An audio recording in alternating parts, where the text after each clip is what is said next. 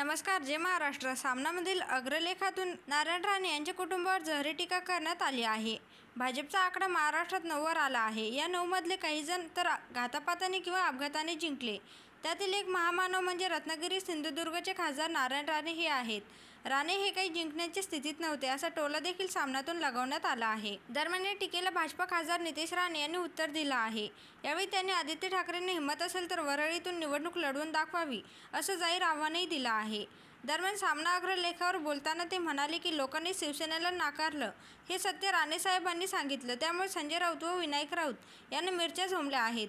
कोकणातला सामान्य मतदार हा पैसा खातो असं राऊत आणि ठाकरेंना वाटतं का?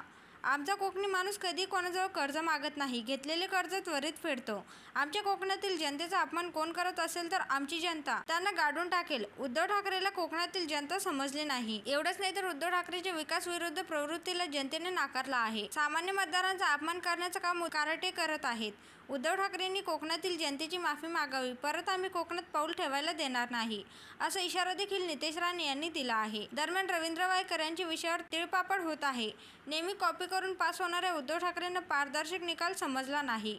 कोकणातील जनता बिकाऊ आहे असा आरोप करून संजय राऊतांना आमच्या जनतेचा अपमान करायचा आहे का अशी विचारणाही नितेश राणेंनी केली आहे. हे कपाळ करंटे लोक यांना कोकणात पाऊल ठेवायला द्यायचं का हे जनतेने ठरवावे. यांचे जिथे जिथे खासदार निवडून आले तिथे ईव्हीएम हॅक झाले असं बोलायचं का? चायनीज मॉडेल असलेल्या संजय राऊतांना सगळं फेक दिसणार अशी टीकाही त्यांनी केली आहे.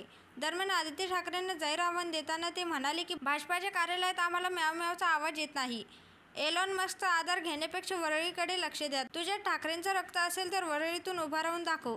तुमच्या मानेवर बसून काँग्रेस 13वर गेली आहे. हे ईव्हीएमच्या नावाने शेंबडेसारखं रडणं ही त्यांची सवय झाली आहे अशी टीकाही त्यांनी आव्हाडांवर केली आहे.